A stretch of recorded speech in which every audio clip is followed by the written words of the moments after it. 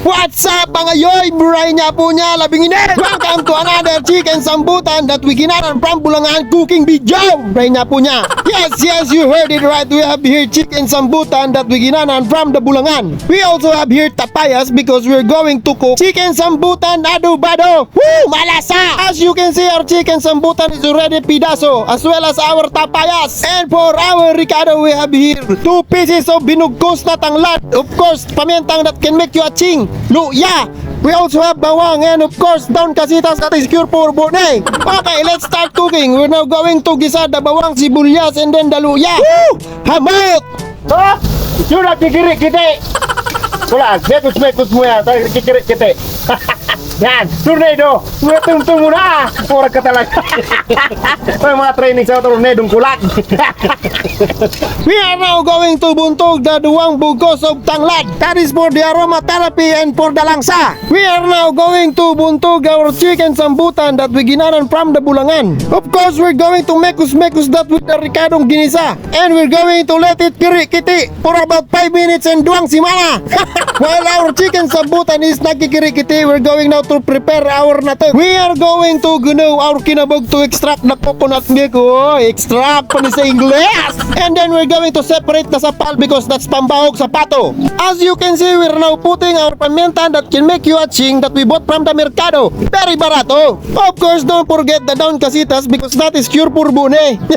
To make it even more malasa, we're going to put magic sarap. Oh, magic sarap. Baka naman. We are now going to put the siling haba and then the pinidasong tapayas. That we sungkit pa from the kapitbahay. In short, this tapayas is tinabanan. Ako ba kalab? Sa kalang tabangan. Irak masuk mo ya. Wow.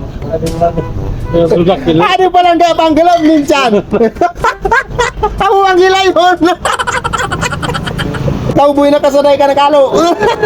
For the final touch of our adobadong chicken sambutan, we're now going to buntog the coconut milk, or as we say here in Bicol, that's not it. Oh, see, our adobadong chicken sambutan that we ginanan from the Bulangan is almost done. Oh, look at that.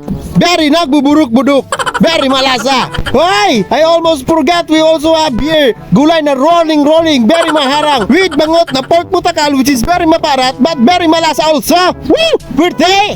Lapang na naman ni Teso. Look at that, oh, very malasa. Super, very nice Sicilian. Before we start to mock our chicken sambutan adobado, we're going to gnaw the 1 piece na bugos of our tanglad to our rice and we're going to soup that. Woo! Birthday! Puta buhay pa. Buhay pa mga yoy. Oh, si Mwak malala. Bana katunyoy. Very dusta. Thank you so much again for watching this video. Don't forget to like and follow Yoy TV. Batik na katon. See you again next vlog. This is your one and only Yoy. Peace out. Goodbye. What's up mga yoy? Ipinakikilala ko sa inyo ang larong Una Game. Ang Una Game isang play-to-earn mobile game na pwede kang kumita habang naglalaro lang.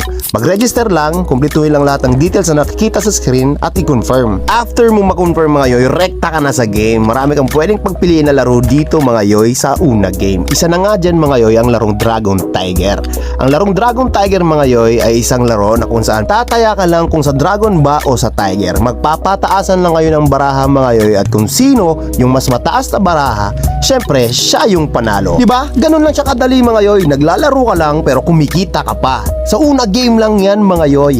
At kung gusto nyo na mag-withdraw, i-click nyo lang mga yoy yung withdraw dyan sa baba, i-bind nyo mga yoy yung Gcash details nyo at ilagay nyo yung withdraw amount. Rekta Gcash nyo na yan mga yoy. Ganun lang siya kadali. Ano pa hinihintay nyo mga yoy? I-download nyo na ang Una Game. Nasa comment section ng video na to yung link kung saan pwede mo siyang i-download.